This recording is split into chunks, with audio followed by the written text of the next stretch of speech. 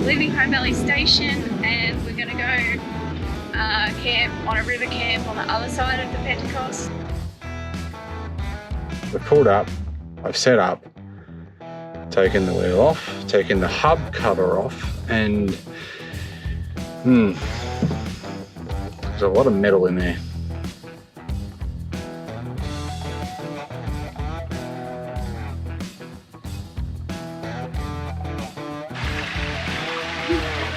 Oh, that's all right. And I feel like I'm in my own little private hot spring. We're starting our walk to Emma Gorge.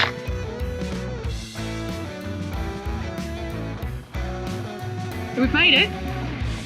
We're at the end of the Gibb. We've done the Gibb. Done. Tick.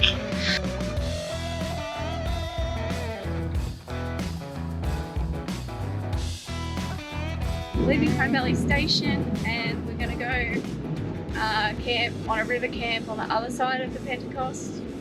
So we will be crossing the river, which is a little bit nerve-wracking considering we have a little bit of an issue with the axle. Yeah, we haven't quite sorted it out yet, but No. We have been on the phone with Dave from All American Driveline, who is an absolute freaking champion. He's been nothing but helpful, and he's just a fountain of knowledge with these things. He's sort of taught me through a bit of a fix, possibly two fixes. Come to the conclusion that we're going to try and take the outer hub off. Just go across the river, pull up camp. I'm going to pull the outer hub off so that it doesn't engage the axle. It's got little splines in there. It'll just, like, if something's broken, it might grab the axle and turn the axle from the wheel end, which is not ideal.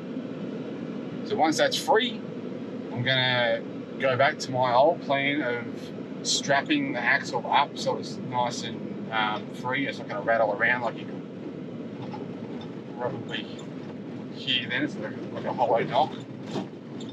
And then I'm just gonna be basically leaping all the way back to the east coast in two-wheel drive. The idea of having a four-wheel drive is that you have four-wheel drive when you need it. Anyway, it's all part of the adventure, hey?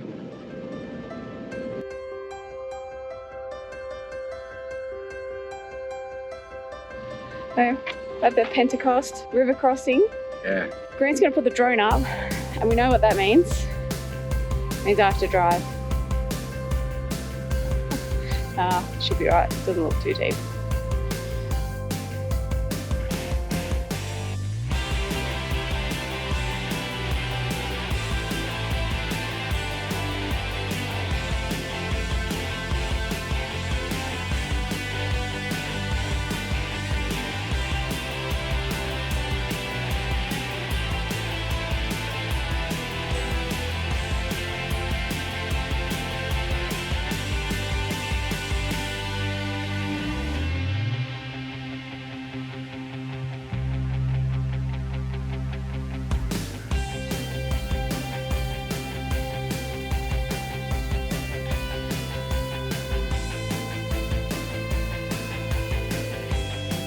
We've pulled up, I've set up, taken the wheel off, taken the hub cover off, and there's a lot of metal in there.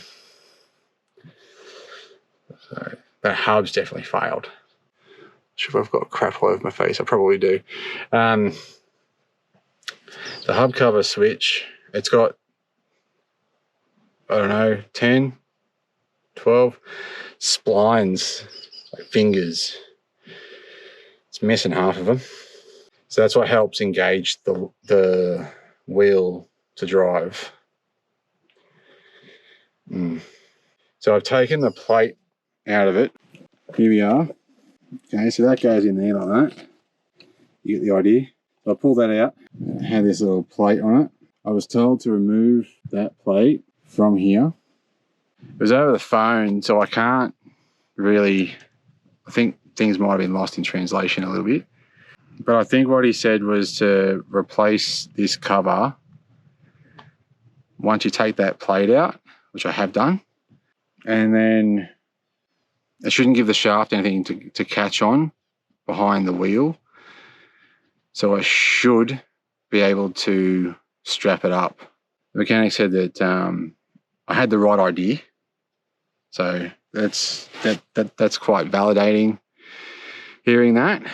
He did say to just, strap that axle until such a time I can actually pull said axle out completely. So that's disassembling the brakes, taking the hub assembly completely off, undoing the seals behind the brakes and the hub assembly, and then I should be able to pull the whole shaft out. Then I just need to plug it with some rags. I'm not going through any more water as far as I know, touch wood.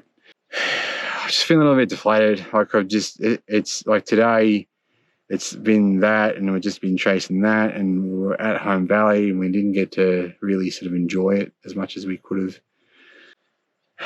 Anyway, I'm not going to sit here feeling sorry for myself. I'm going to pop this back on. I'm going to put the caps, the center caps for the wheels back on. So luckily I kept them. And then I'm going to just take it for a bit of a drive, and I'm going to just try and see, or I'll get Bianca to drive, and I'll see if there's any type of movement. If there isn't, then I'll strap it up and, happy days. And if there is, I don't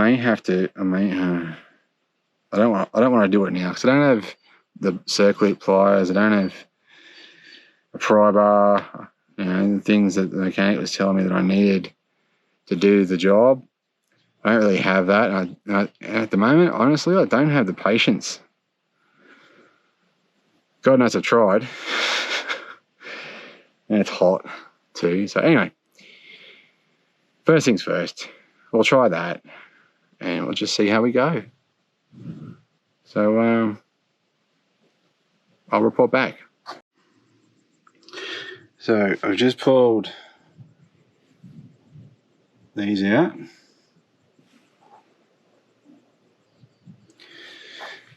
So they're the little collars, little cogs. It's sitting there like that. So they pop out, and that's what engages the drive to the wheel. They came out pretty easy. I just slid them out with, just sort of pried them out with my finger. There was a lot of these, looks like washers, springs maybe. It's in pieces. A bit of it's over here too. So, a bit of that. So I just had a bit of a look. So you can see the stub axle in there. So I'm just going to move it from the back. You can see it wiggling.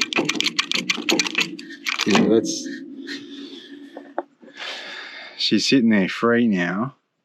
It looks like it's all sort of still bolted on. It's just that in there is now free. So in theory, I should be able to strap that up and not have that rattling around. I will not have four-wheel drive moving forward. I think I'll do that. Yeah, good talk. Good talk. Always helps to talk to someone. Try and figure out what I'm thinking. Because the voices in my head don't help a lot. Anyway, I've put the wheel back on. I've taken the splines out of the hub as per instructions of my mechanic. Now it shouldn't bind up. It shouldn't hold, it shouldn't bite from the wheel end. and try to turn the axle, it should just be sitting there free as a goose. So I've just I'm trial running strapping and supporting the axle just with some zip ties. So if they break, they'll break easy, and it won't cause any more damage. And then if it works, if it's successful, then I'll add more straps and make sure that it's bound a lot better. But I still want it to break if it needs to break. So if it gets caught while I'm on the trot, and so if I'm doing a high speed, I'd rather it sort of break and do a thing and make a noise, and I can react straight away. So anyway, I'll show you what I've done. So there's one strap, two straps, zip ties. So it's sitting pretty level now. There's still like a fair bit of movement in it, but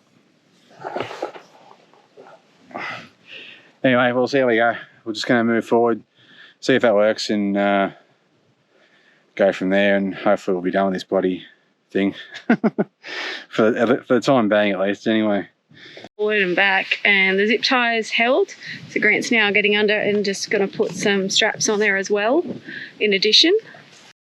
Luckily when we left home we had purchased, I don't know, about 10 of these little straps from Bunnings, and they come in handy. We've used so many of them for so many different things.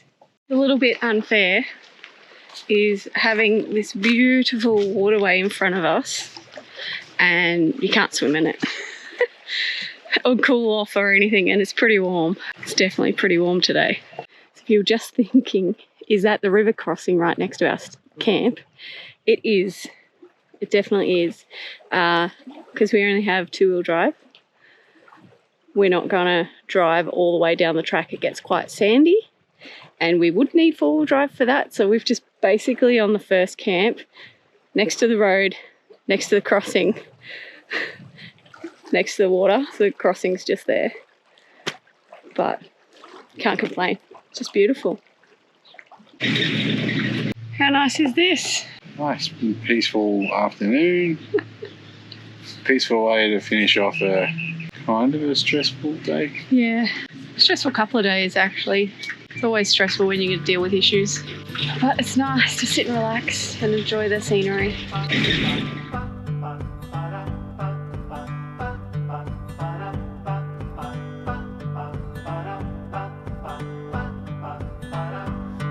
could never settle down too far away from my hometown.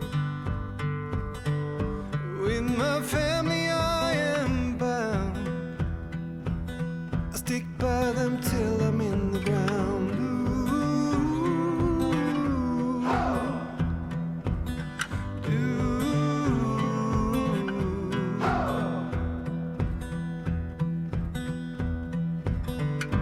Resting on the myth of old, all of the stories I've been told. Secret places hidden well. How beautiful is this? Not a breath of wind. And the river is just glassed out. Absolutely stunning. Stunning. We came out last night and had a little look with the torch, and there was a crocodile in front of us. It was over there on the other side of the bank, and we could just see his little eyes reflecting, and then it popped up. We could basically see his whole body, and then went and lay close to the rocks. Not there this morning. Well, I don't know. It could be under the water, but wow, just stunning. So we're up and we're about to head off to El Questro so that we can go get a pass to go to the hot springs and to Emma Gorge. We've left the van at the Pentecost River camp and we're just driving in. With the car the way it is, we just didn't want to tow the van in. There is a water crossing to get into El Questro. So anyway, we've decided to leave the caravan at the Pentecost and drive in ourselves, and we're going to go have a look at Hot Springs.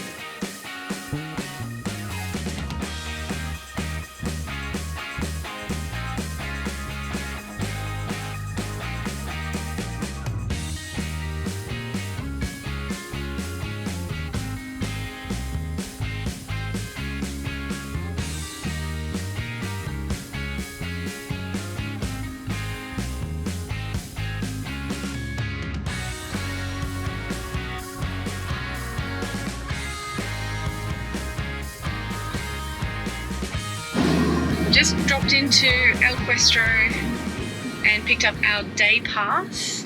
I think it was $12 for the day, and we're going to go do I think it's Zebedee Hot Springs. I don't know if I pronounce it wrong, I'm sure you tell me.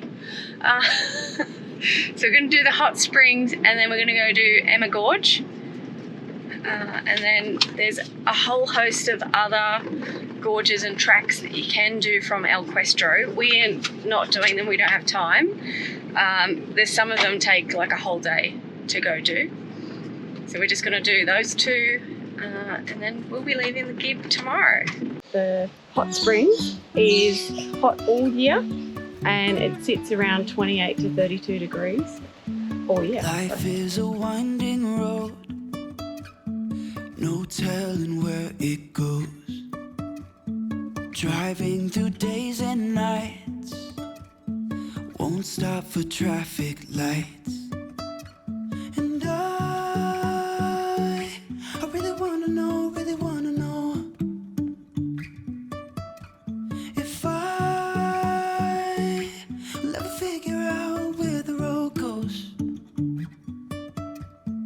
Even if I'm falling down, I will keep on searching for my highs. You can say I lost my mind, I will keep on holding my head high. Even if the sky is falling. Nice and warm?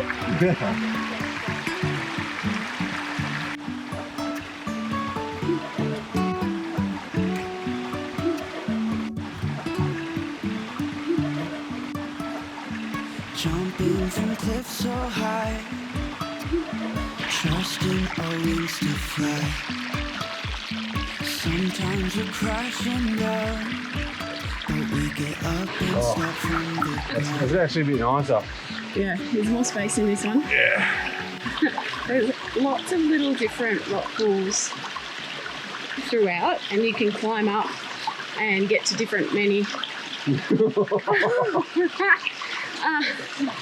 you can climb up and get to all different little rock pools. And there were two kids in this one. It's just next to the one we were just in, and they just left and we were like, radio, jump in. It's nicer, it's bigger. You can actually like relax in this one and stretch out. The other one was a bit small for both of us. Yeah, go and all your parents, kids. Yep. You have to pull to ourselves. It's actually quite floaty in here, especially with the shore. No, it's just you. It's just, I bottled myself down. Yeah. I actually feel like there's nobody else here now. I can't really hear anybody in the distance. I can just hear this little trickle behind me. And I feel like I'm in my own little private hot spring. Just amazing. Yeah, it's just the view too. Like those Oh cliffs. man. And like all these palms and then the cliffs right above us. It's actually really pretty and beautiful here. So we've seen everyone on Facebook and Instagram, YouTube, people that we followed that have been here, and you go, oh yeah, pretty. Yeah, it's pretty. And you come here, and I'm constantly going, it's more than pretty. And I think, I don't know, like you see it on film and you go, oh yeah, it's nice. It's really, like, it's really nice. But you have to come here to feel the feeling that these places have. Particularly when we like find a little pool like this on our own. It's pretty special, I've got to say. Time to head back to the car.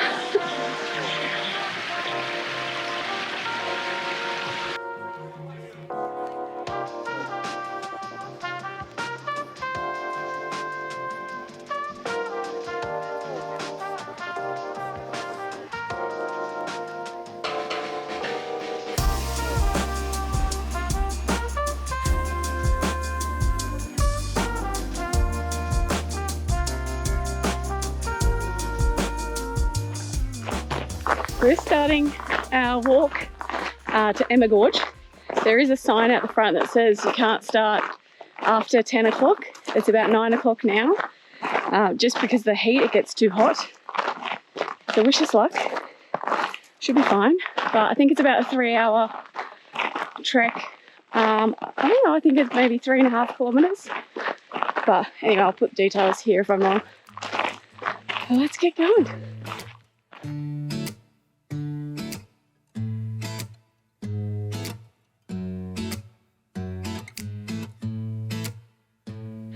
Do you like my water harness?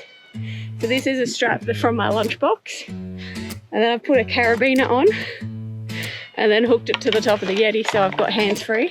And then I can just have a sip, turn it back on. Good to go. Hands-free for if I'm gonna fall.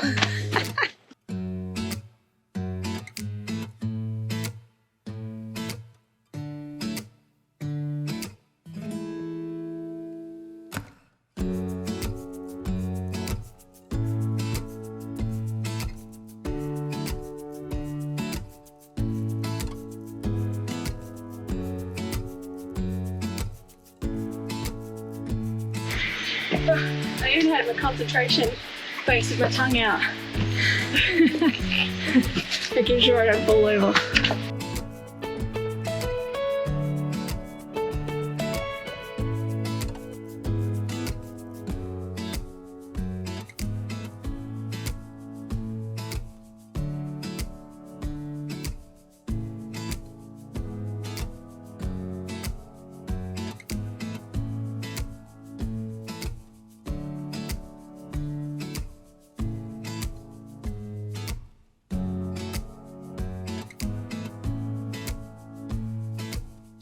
Emma Gorge. Done. Done. Dusted. Tick. Well worth it too. It was so pretty. Yeah. Do you know what? I think it is the prettiest. My favourite. I'd put it up there. Yeah. I'd put it on top of Manning. Yeah. Manning is pretty spectacular, but yeah, I don't know. I reckon Emma Gorge is far prettier. Yeah, that definitely. I think that's my favourite so far. The truck in, a bit rocky.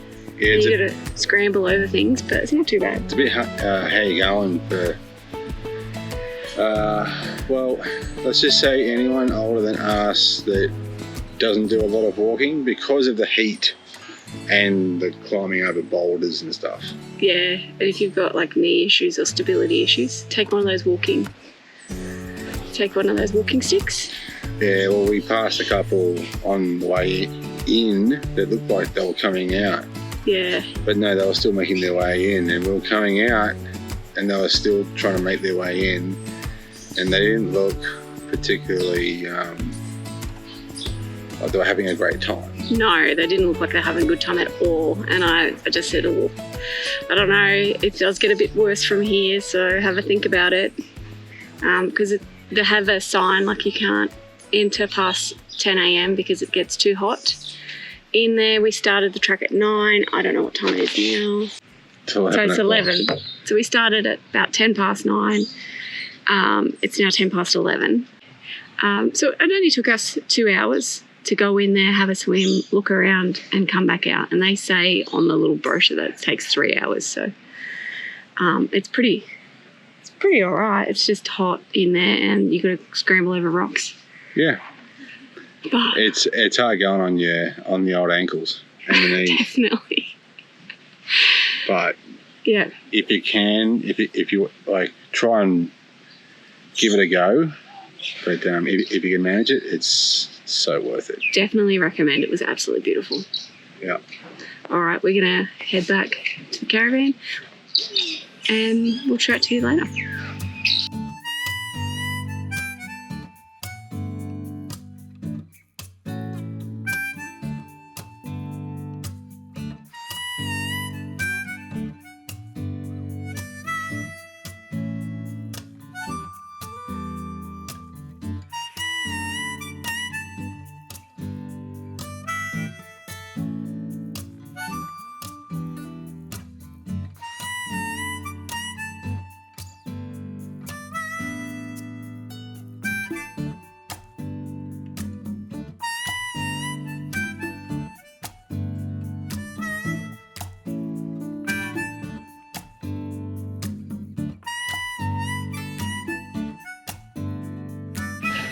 So last morning on the Gibb, we're all packed up.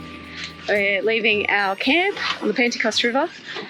And because we're not super far from the entrance, Grant's reversing the car and the caravan back out to the drive. It's quicker than driving all the way through and having to do a 3-point turn and then coming back out.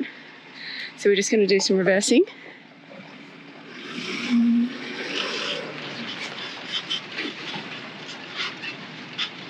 So Grant gets to put his reversing skills to the test over the rocks, getting the caravan back to the road. So there's only about maybe 100, 150 metres that Grant's had to reverse.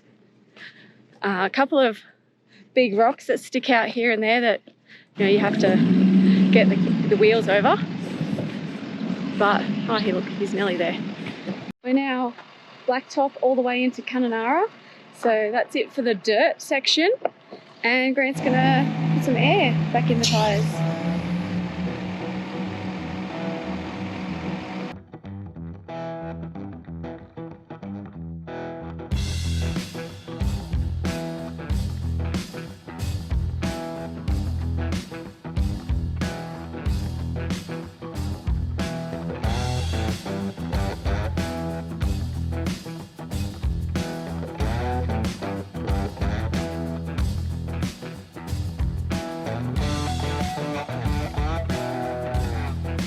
We've made it.